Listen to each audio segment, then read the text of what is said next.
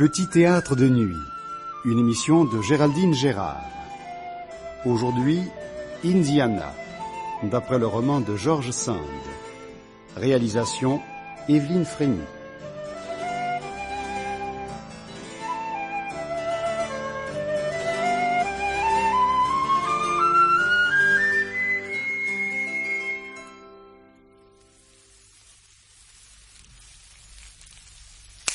Ralph, s'il te plaît, veux-tu mettre une bûche de plus dans la cheminée? J'ai froid.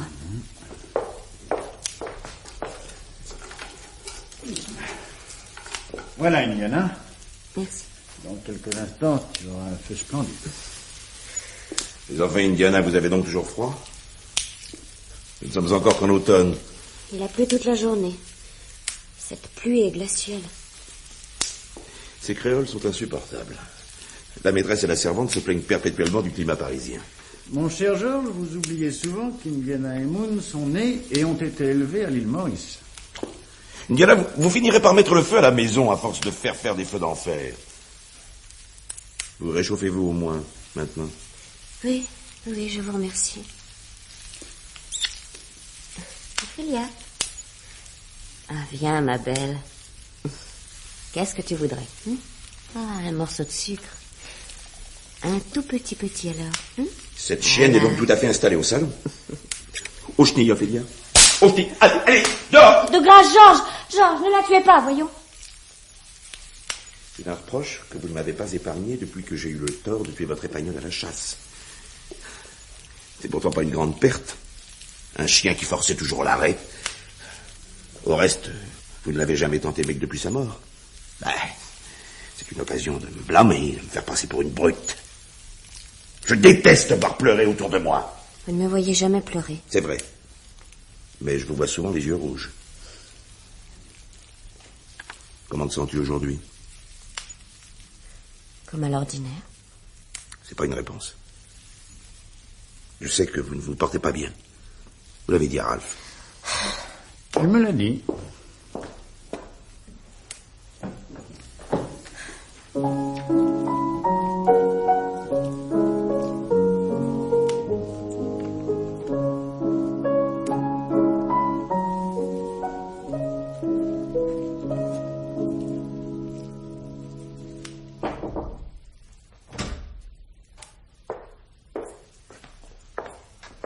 Monsieur. Que veux-tu, Julien? Monsieur, je crois bien qu'il y a des voleurs dans le parc. Des voleurs? Oui, monsieur. J'ai déjà entendu du bruit hier soir. Pour moi, ce sont des gens qui sont entrés dans le parc pour aller voler du charbon dans l'usine. Va chercher ton fusil. Moi, je vais prendre le mien. Je te rejoins. Des fusils? Vous n'avez pas l'intention de tuer quelques malheureux paysans. Venu prendre un peu de charbon, je suppose. Je suis chez moi. J'ai parfaitement le droit de tirer sur quiconque s'introduit dans ma propriété par effraction. Je vous en prie, ne vous occupez pas de ça, Indiana. Allez, Julien, allons-y. Mais c'est sûrement les mêmes que j'ai déjà entendus hier, monsieur. Pourquoi n'as-tu pas prévenu? Mais parce que j'ai pas eu le temps, monsieur. Mon Dieu, Ralph, que va-t-il faire? Rien, probablement. Il est brutal, surtout en parole, mais au fond, il n'est pas méchant. Tu l'irrites par tes réflexions. Il t'aime à sa manière. Et d'après toi, c'est lui qui a raison. Non, je sais bien que Georges ne te rend pas heureuse. Il est comme il peut. Jamais il ne te fait la moindre observation au sujet de tes dépenses.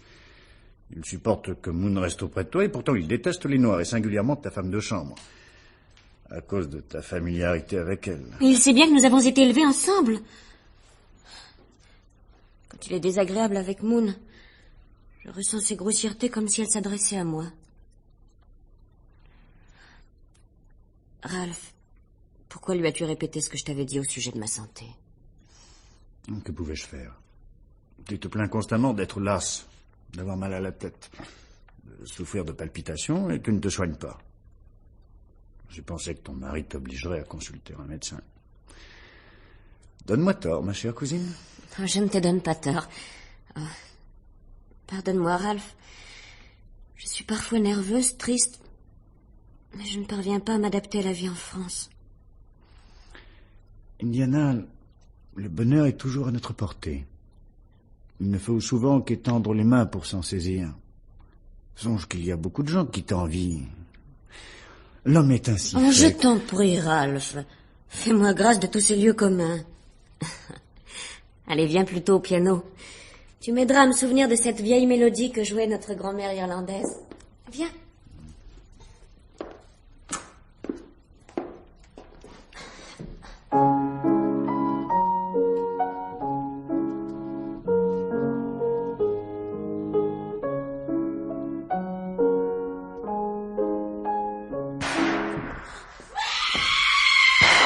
Mon Dieu! Il l'a tué! Il l'a tué! Moon! Il l'a tué! Moon, que s'est-il passé? Calmez-vous et tâchez de nous expliquer... Monsieur Delmar l'a tué! Mais il a tué qui? Le voleur qui était entré dans la Ce propriété? n'était pas un voleur! Mais enfin, Moon, tu le connais? Il n'était pas un voleur! Comment savez-vous que ce n'est pas un voleur? Portez-le la lumière, pour que nous puissions voir son visage. Ici. Posez-le sur le plancher. Georges! Vous avez tué un homme. Oh, tué? Taisez-vous tous. Mais il est inerte. Il est mort. Il n'est qu'évanoui. Il a perdu l'équilibre en escaladant le mur qui sépare le parc de la forêt. Moon, avez-vous fini de faire tout ce bruit? Sortez d'ici. Je vous en prie, Georges. Laissez-la. J'ai besoin d'elle pour m'aider à soigner ce blessé. Soigné? Croyez-vous que je vais le laisser prendre pension chez nous? Vous n'avez pas l'intention non plus, je suppose, de le déposer dans la rue tant qu'il est inconscient. Allez, Moon, je t'en prie, calme-toi un peu. Va me chercher de l'eau bouillie et de quoi faire un pansement sommaire. Porte aussi de l'eau de vie. Nous allons essayer de lui en faire avaler quelques gouttes. Georges, voudriez-vous envoyer chercher un médecin? Julien, va chercher le médecin de Lagny. En même temps, tu passeras à la mairie. Il faut prévenir le maire que j'ai chez moi un voleur qui avait pénétré dans le parc et qui s'est blessé en voulant se sauver. Bien, monsieur. Julien, avant de partir, aidez sœur Ralph à déposer le blessé sur ce divan. Si c'est un voleur, ce n'est pas un voleur ordinaire. Cela se voit à la façon dont il est habillé. Personne ici ne peut dire qui est cet homme? Vous, Indiana, êtes-vous sûr de ne l'avoir jamais vu? Où voudriez-vous que je l'ai vu? Vous semblez prendre tant d'intérêt à la santé de ce garçon qui pénètre chez moi d'une façon si étrange et en pleine nuit. Je ne vois pas pourquoi l'identité de cet homme pourrait augmenter ou diminuer l'intérêt que j'éprouve pour un être qui a besoin d'être secouru. Ah, ah Moon, tu m'apportes ce qu'il faut, bon? Oui. Et verse un peu d'eau dans la cuvette. Oui. Merci. Voilà. Tiens-la moi près de la tête du blessé que je puisse enlever le sang qui colle ses cheveux sur son front. Bien. Madame Indiana, il ne va pas mourir. Dites-moi, il ne va pas mourir. Mais non, non. Les blessures me paraissent superficielles, grâce à Dieu. Indiana, je trouve que l'état de ce monsieur vous affecte beaucoup trop. Votre inquiétude au sujet de cet étrange visiteur nocturne est tout à fait déplacée. Qu'est-ce qui vous prend, Georges? Vous avez l'air très fatigué. C'est vous qui allez vous évanouir. Je vous serais reconnaissant d'aller vous reposer et de laisser cet homme aux soins de votre femme de chambre. Très bien. Moon? Oui, madame. Veille sur lui. Et n'hésite pas à venir me chercher si tu le juges nécessaire, n'est-ce pas? Bien, bien, madame Indiana.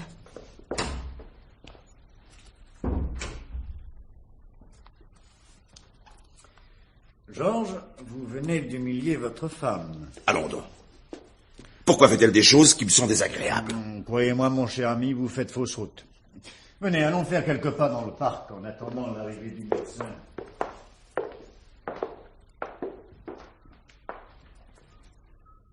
Vous l'avez dit vous-même, Ralph, cet homme n'est certainement pas un paysan venu voler un panier de charbon. C'est évident. Alors pourquoi est-il entré dans le parc cette nuit? Que venait-il faire? Vous savez que je n'aime pas les mystères. Raymond. Oh, mon amour. C'est à cause de moi que ce malheur est arrivé.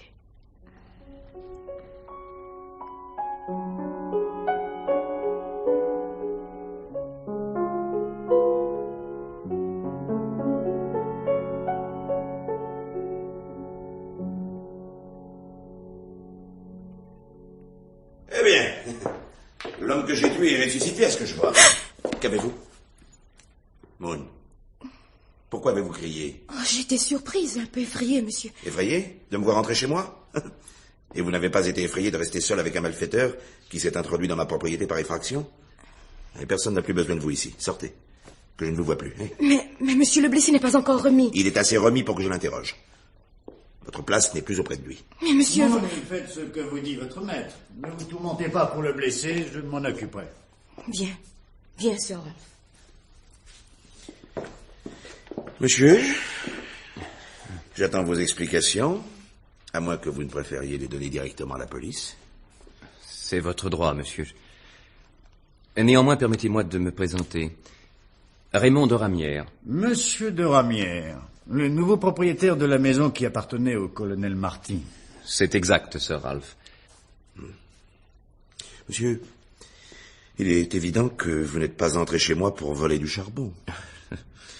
Alors, quel est le mobile qui vous a fait commettre un tel délit? Vous refusez de répondre? Je ne refuse pas, monsieur, mais au moment de vous fournir l'explication que vous me demandez, à juste raison, je me sens soudain extrêmement ridicule. Je ne sais vraiment pas comment une telle idée m'est passée par la tête. Vraiment, je suis confondu par mon indiscrétion, ma sottise. Enfin, de quoi s'agit-il? Vous possédez dans votre usine une machine que vous avez fait venir récemment des États-Unis. Je ne me trompe pas. Non? Alors? Cette machine, je voulais la voir. En connaître la marque et les principales qualités. Il aurait été plus simple et plus correct de me demander l'autorisation de voir cette machine. Sans doute.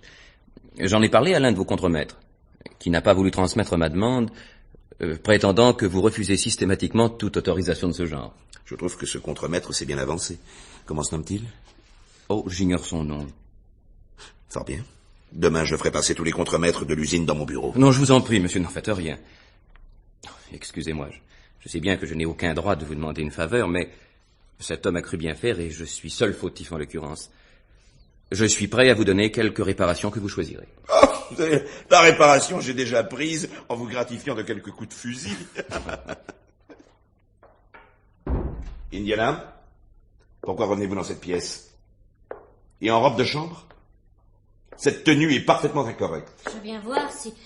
Ma victime se porte à merveille, soyez rassurés. Car c'est bien cela que vous vouliez savoir. Allons nous coucher, Indiana. Monsieur de Ramières, vous pouvez aller au diable. Nous ne voulons plus vous voir. Monsieur, vous avez un certain art d'improvisation dans le mensonge. Que voulez-vous dire, Sir Ralph? Exactement ce que je dis. Monsieur Delmar craignait tant que vous fussiez venu dans l'intention d'approcher sa femme, d'une façon ou d'une autre, qu'il a saisi avec empressement l'explication que vous lui avez donnée. C'est un homme soupçonneux, mais peu subtil. Il n'en est pas de même pour ma cousine. Je ne vois pas où vous voulez en venir. Ah, ceci. Si ma cousine s'aperçoit de ce qui se passe entre vous et la jeune Carteron, elle risque de ne vous pardonner ni l'un ni l'autre. Venez, monsieur, vous n'êtes pas encore en état de rentrer chez vous à pied. Je vais vous reconduire dans ma voiture.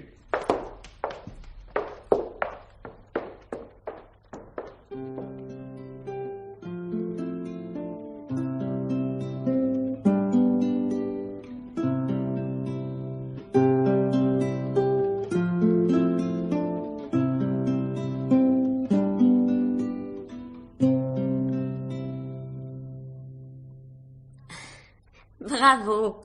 Bravo à toi, Moon, et bravo à moi. Ah, c'était joli. Oui, c'était joli. Il y avait trop longtemps que je laissais ma guitare dormir dans un coin. Je suis toute surprise d'avoir pu jouer si bien avec toi, du premier coup. Mon Dieu. En avons-nous fait des duos de guitare lorsque nous étions à l'île Maurice? Notre île. Oh, je n'aurais jamais dû la quitter. Tu aurais pu rester là-bas sans moi? Oh non, bien sûr. Indiana, pourquoi parlez-vous tant de notre île aujourd'hui? Je ne sais pas. Pourtant, maintenant, je me suis accoutumée à la vie en France. Ah. Oui, j'aime Paris. Et surtout cette propriété du Lagny. Nous y sommes bien, n'est-ce pas?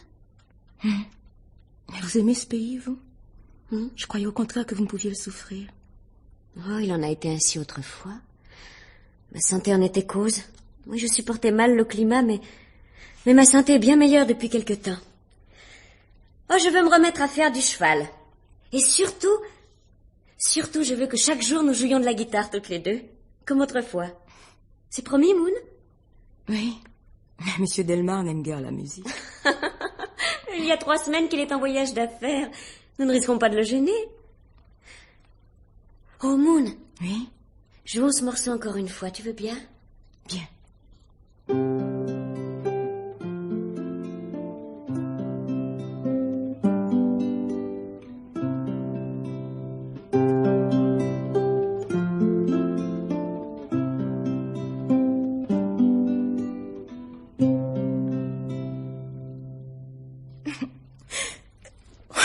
Moon, pourquoi pleures-tu? Diana. Quelqu'un t'a fait de la peine? Dis-moi ce que tu as, Moon. Es-tu malade? Oh non. Souffres-tu? N'as-tu plus confiance en moi? Oh, Indiana. Indiana, je n'en peux plus. Allons, ce n'est rien, n'est-ce pas? Un peu de mal du pays. Ah oui, c'est de ma faute. Je n'aurais pas dû rappeler tant de souvenirs de notre île. Allez, viens. Allons faire une petite promenade dans le parc avant le coucher du soleil. Viens, sortons par la terrasse.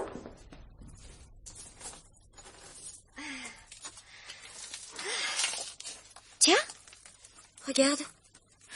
Il y a quelqu'un qui vient vers la maison. Oh, Monsieur de Ramière. Monsieur de Ramière. Oui, c'est bien lui. Oui, va lui dire que mon mari est absent et que je ne peux le recevoir. D'accord. Non. Ne dis pas cela. Fais-le entrer au salon, qu'il m'attende. Je ne peux recevoir une visite en négligé comme je suis. Je vais me changer de robe. Bien.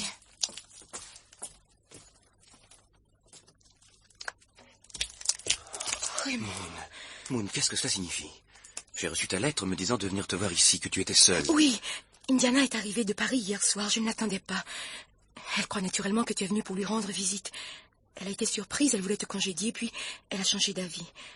Elle te prie de l'attendre au salon. Pourquoi m'as-tu donné rendez-vous dans cette maison? Je n'aime pas cela depuis que Delmar m'a surpris.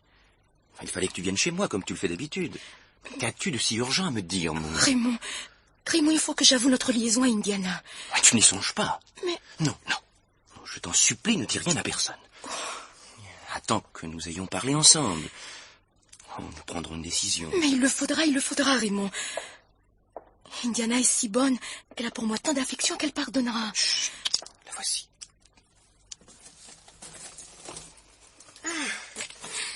Bonjour, cher monsieur. Je ne m'attendais pas à votre visite. Excusez-moi, madame. Je pensais trouver ici votre tante, madame de Carvajal.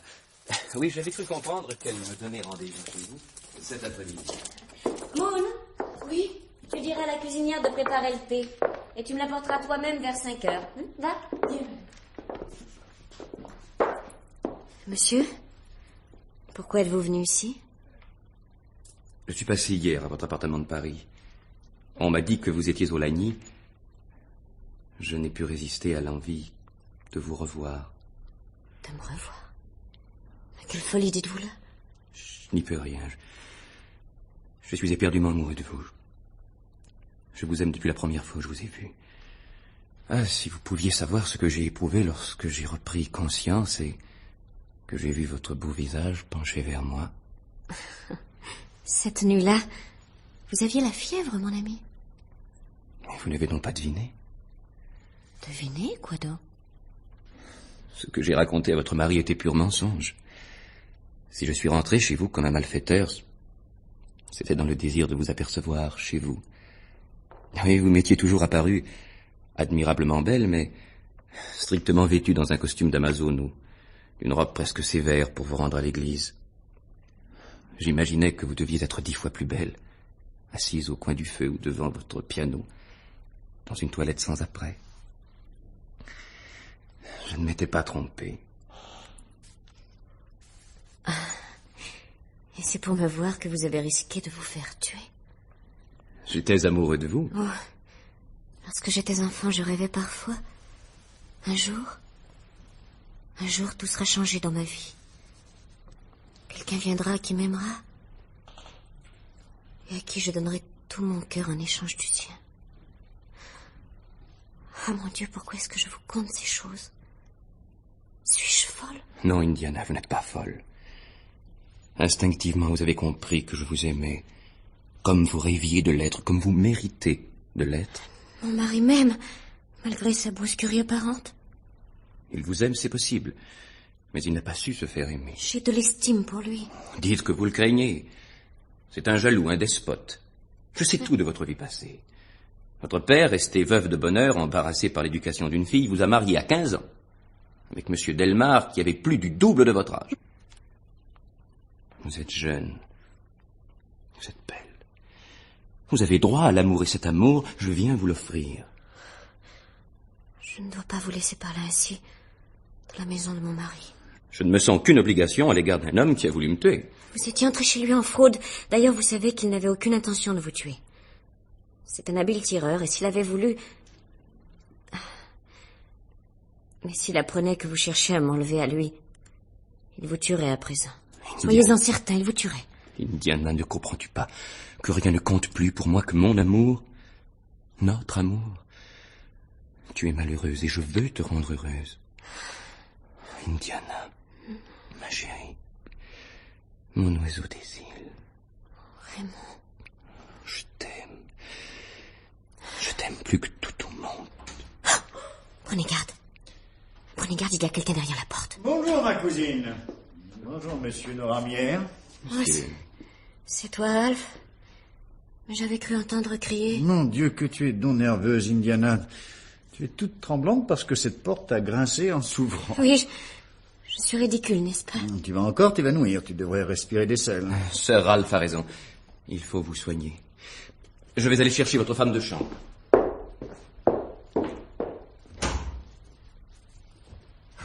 Moon, tu es là? Raymond. Mais ne reste pas dans ce couloir. Allez, va dans ta chambre. J'irai te rejoindre ce soir. Allez, ce n'est pas grave, t'expliquerai. Non, Raymond. Tout est inutile maintenant. Elle vous a pris à moi. Oh, je suis désolé, madame. Il m'a été impossible de trouver votre servante. Que puis-je faire? Rien, monsieur. J'aiderai ma cousine à monter dans ses appartements. Veuillez nous excuser.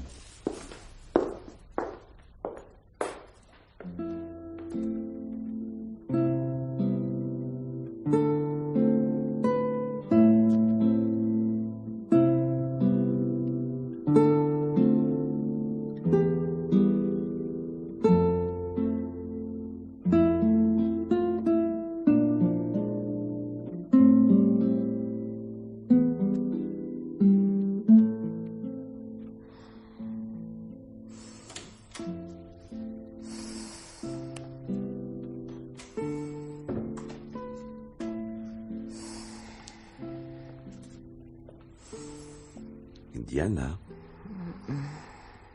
Indiana. Oh, Georges. Georges. Quand êtes-vous rentré de voyage? Cette nuit, très tard. Vous dormiez si profondément que je n'ai pas voulu vous réveiller. Je vous aurais laissé vous reposer encore, Indiana. Mais je suis obligé de vous annoncer une nouvelle. Une bien triste nouvelle. Je suis désolé. Je sais combien vous aurez de la peine. Une triste nouvelle? Qu'avez-vous fait à Olympia? Ma chérie, il n'est pas question de votre chienne, mais de Moon. De Moon? Comment de Moon? Tout à l'heure, en entrant à l'usine, les ouvriers ont trouvé le corps de Moon flottant dans la rivière. Moon? Oh non, c'est pas vrai, n'est-ce pas? Hélas, ma pauvre Indiana, c'est vrai. Elle a dû glisser hier soir en allant se promener au bord de l'eau, comme elle le faisait souvent. Quand on l'a découverte, elle avait cessé de vivre depuis des heures. Moon. Mon amie, ma petite sœur. Oh non, c'est pas possible. Je veux la voir. Je veux l'habiller. Moi-même de sa robe de mousseline blanche qu'elle aimait tant. Je veux qu'elle soit couverte de fleurs. Les fleurs de son pays qui ne poussent ici que dans la serre chaude. Je veux qu'on les prenne toutes. Je vais donner des ordres au jardinier. Je comprends votre chagrin. Et je ferai ce que je pourrai pour l'adoucir.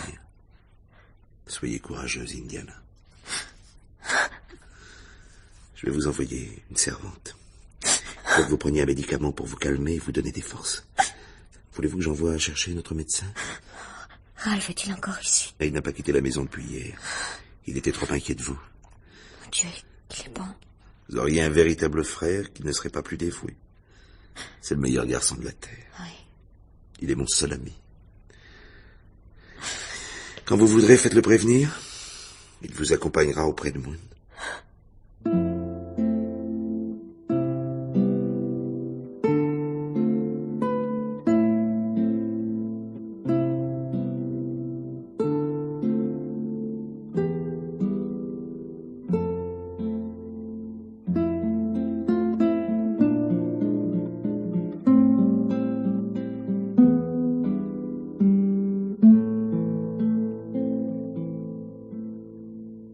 Indiana! Indiana! Inutile de l'appeler, elle ne viendra pas. Elle m'a refusé net hier soir. Et encore ce matin. Mais pourquoi? Elle adore la chasse, surtout la chasse au sanglier. Il faut qu'elle reprenne une vie normale. Depuis la mort de Moon, elle n'a pas mis le nez dehors, sauf le dimanche pour aller entendre la messe. Et encore assiste-t-elle au premier office, de crainte de rencontrer trop de monde.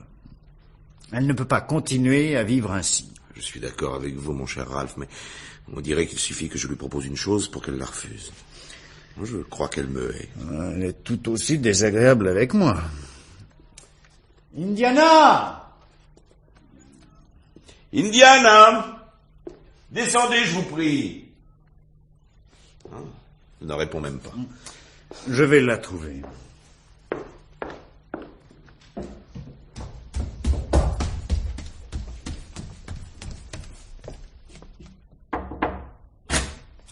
Indiana, veux-tu me dire pourquoi tu refuses de venir à la chasse?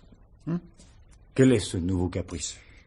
Je ne suivrai certainement pas la chasse en voiture. Qui te dit de la suivre en voiture? Je n'ai plus de cheval. Tu en es sûr? Viens regarder par la fenêtre. Comment nommes-tu cet animal qui attend dans la cour?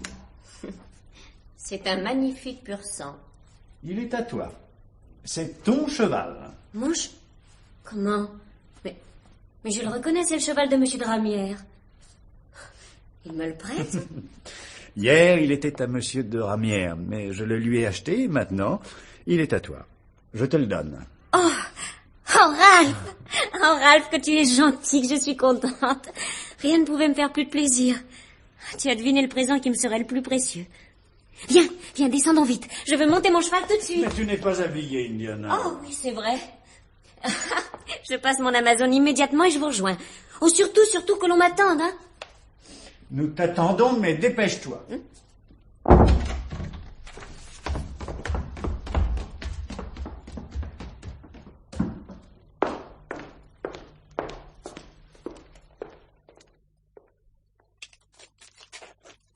Georges, Indiana va suivre la chasse avec nous. Vous l'avez décidé? Ah non, pas moi, c'est le cheval qui l'a décidé. C'est un très beau cadeau que vous avez fait là à votre cousine. Vous la gâtez. Bonjour, messieurs. Monsieur de Ramière, mais j'ignorais que vous suiviez la chasse. Oui, puisque M. Delmar m'a invité. Ah. Sir Ralph, vous aviez pensé qu'en m'achetant mon cheval hier, vous m'empêcheriez de venir. Mais vous voyez, j'ai réussi à me procurer un autre cheval. Sans doute moins beau que l'autre, mais pour cette fois, il me suffit. Qu'allez-vous penser là? Voici ma cousine. Monsieur de Ramière? Madame? Ralph, il faut que je t'embrasse encore pour ce merveilleux cheval. Monsieur de Ramière, venez-vous m'aider à monter en selle? N'êtes-vous pas heureux de voir votre cheval devenir le mien? S'il y a quelqu'un d'heureux ici, c'est Sir Ralph, que vous embrassez de si grand cœur. Seriez-vous jaloux de cette amitié et de ces bons gros baisers? Jaloux? Pourquoi pas? La jalousie ne vous sied pas. Voici 2 mois que vous n'avez rien fait pour me voir. J'étais souffrant, et je suis resté à Paris calfeutrer chez moi. On part!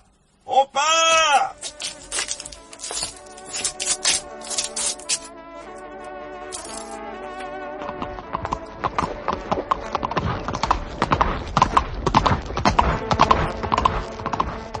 Indiana! Retenez votre cheval! Mettez-le au pas! que nous puissions causer un peu. J'ai tant de choses à vous dire. Bien. Laissons les autres nous dépasser. Indiana, je déteste ce Ralph. Je m'en doutais. Et pourquoi le détestez-vous?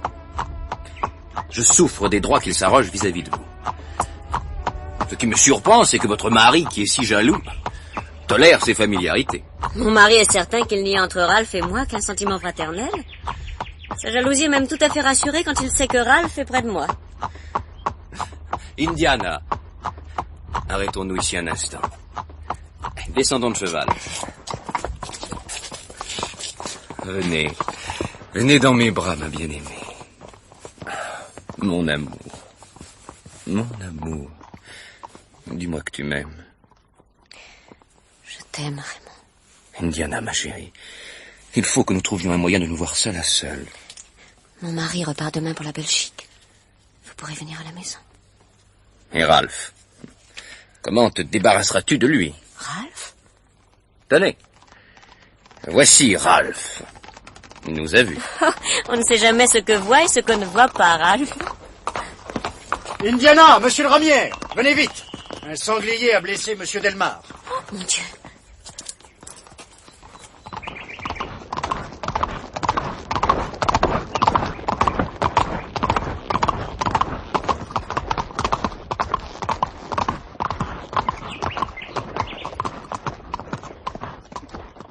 Eh bien, Ralph, m'avez-vous cru mort?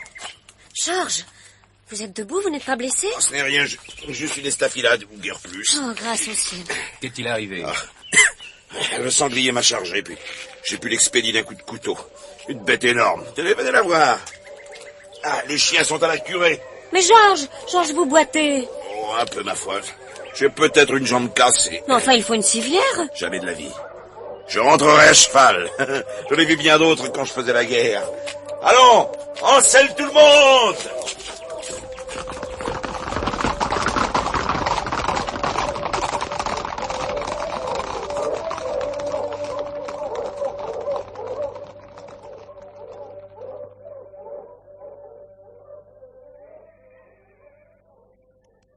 Comment vous sentez-vous aujourd'hui, Georges? Je suis rétabli. Je vous remercie, Indiana. Rétabli, je n'en suis pas si sûre.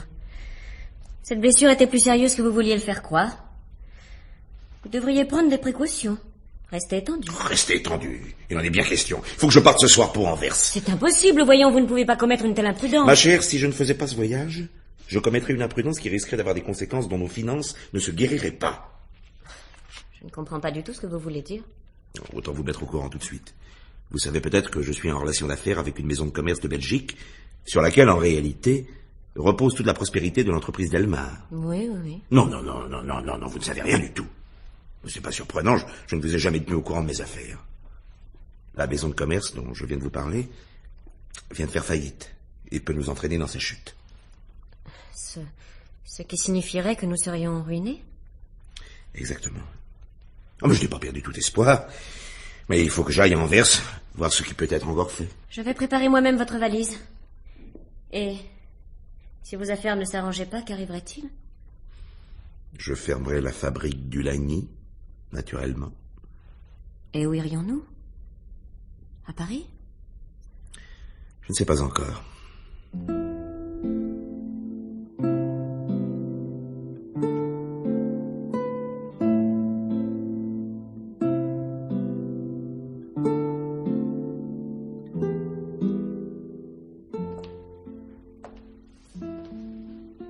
Ralph. Mais enfin, n'as-tu pas l'intention de rentrer chez toi ce soir? Il n'est pas tard, à peine 11 heures. Es-tu si pressé d'aller au lit? Veux-tu me donner encore un verre de Porto, s'il te plaît? Mais oui, bien sûr.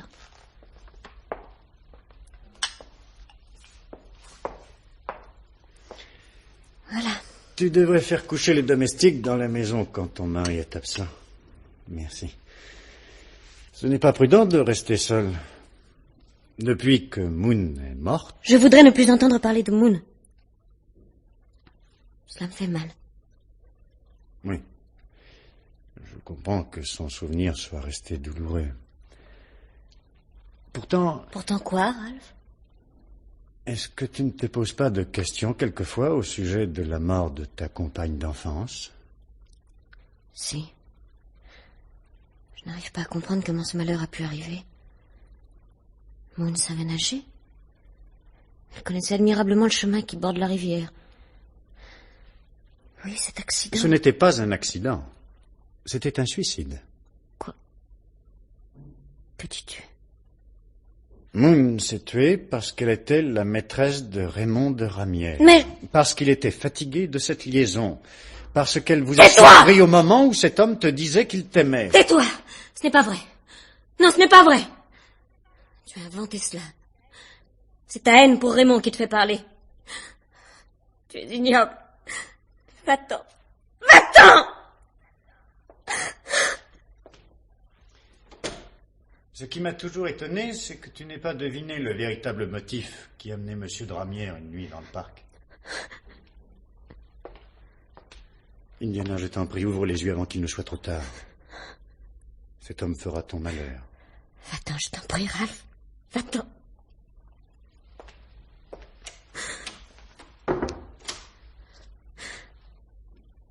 Ce n'est pas vrai. Ce ne peut être vrai. Ce serait trop horrible. Mais cette tristesse de Moon, ces crises de désespoir le dernier jour de la vie. Raymond va venir. Je lui poserai des questions. Il mentira. Oh, il faut que je le surprenne. Oh, mais où est le foulard que Moon portait le jour de sa mort? Je l'avais mis dans ce tiroir. Ah, oui. Et voici une natte de ses cheveux. Indiana! Tu es seule? J'ai croisé ton cousin dans le parc. Il ne m'a pas vu. Indiana, vous avez peur de moi? Qu'est-ce que vous tenez à la main? Des cheveux? Ce sont vos cheveux? Vous les avez coupés? Pourquoi? Pourquoi? Ah, c'est pour me cacher cela que vous avez enveloppé votre tête dans ce foulard. Donnez-les-moi vos cheveux, ma chérie. Ce ne sont pas vos cheveux? Ceux-là, ne les reconnaissez-vous pas? Ce sont les cheveux de Moon. Pourquoi avez-vous été chercher ces cheveux? Moon, morte dans la rivière. Ce n'était pas un accident. Elle s'est suicidée, n'est-ce pas? Elle s'est suicidée parce qu'elle vous aimait trop. Et que vous ne l'aimiez plus. Je ne savais pas qu'elle m'aimait. Je ne lui avais jamais dit que je l'aimais. Je lui disais seulement qu'elle était belle, qu'elle me donnait de la joie. C'est en apprenant sa mort que j'ai compris. Ah, si vous pouviez savoir, Indiana, quel remords j'ai éprouvé. Et j'éprouve toujours. Vous avez dit que vous ne m'aviez pas vu depuis longtemps, Oulagny. Je ne me sentais pas la force de revenir ici. J'ai passé des nuits et des nuits sans trouver une heure de sommeil. Je voyais apparaître en ma mémoire cette jeune fille, si belle, si douce, si loyale. Mais je vous aime, Indiana. Je vous aime comme je n'ai jamais aimé personne. Je me sens presque aussi coupable que vous. Vous n'êtes pas coupable. Vous ignoriez tout. Comment n'ai-je pas compris tout de suite qu'un homme comme vous n'escalade pas en pleine nuit le mur d'un parc, si ce n'est poussé par une aventure amoureuse? Comment n'ai-je pas compris que l'angoisse, la terreur de Moon quand on vous a porté ici blessé, était bien plus que de la seule pitié? Vous ne m'aimez plus? Oh. Il ne suffit pas qu'un homme ait démérité pour qu'une femme se détache de lui d'un instant à l'autre. Je vous en supplie, Indiana. Croyez-moi, J'ai toujours été sincère dans mes sentiments à votre égard. Jamais je n'ai ressenti pour aucune femme ce que j'éprouve pour vous. Mon pauvre Raymond. Quittez cette maison maintenant. Le fantôme de Moon pourrait revenir nous y surprendre. Et peut-être souffrirait-il.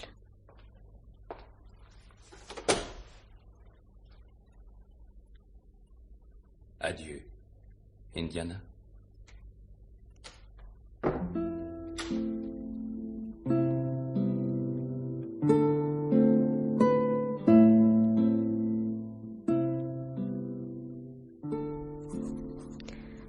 Port-Saint-Louis, 9 octobre 1842. Voici Raymond, presque une année que nous sommes installés à l'île Maurice. Ralph, qui décidément ne peut vivre loin de nous, est venu nous rejoindre il y a 6 mois. Mon mari, très éprouvé par la faillite de ses usines du Lagny et de Belgique, remonte doucement la pente et tente de refaire sa fortune. Son caractère n'a point changé et ma vie avec lui est pénible, mais je ne peux abandonner un homme qui est vaincu. Vous m'avez écrit souvent, je ne peux dire combien de fois, car j'ai déchiré toutes vos lettres sans les lire. Pourtant, je viens de faire exception en faveur de la dernière, parce que, coïncidence au calcul de votre part, elle est arrivée jour pour jour à la date où il y a 2 ans vous êtes tombé dans le parc de notre maison du Lagny. Vous me redites que vous m'aimez et vous me demandez pardon. Je vous ai pardonné. Vous n'avez pas imaginé même l'espace d'une minute que vous endoussiez une terrible responsabilité en vous faisant aimer de Moon, qui n'était ni de votre classe sociale, ni même de votre race. Pendant combien de siècles encore se prolongera cette révoltante erreur? Combien de révolutions faudra-t-il?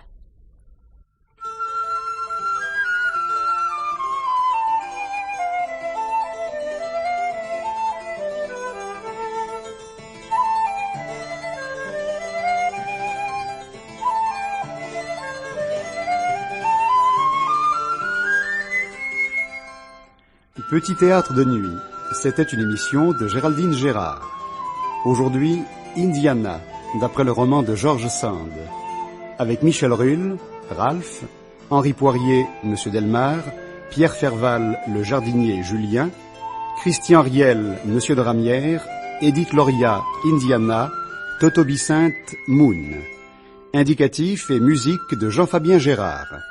Prise de son, Pierre Brault, assisté de Marie-Dominique Binet. Bruitage, Claude Molinier. Assistante, Marie-Rose Derouet. Réalisation, Évelyne Frémy.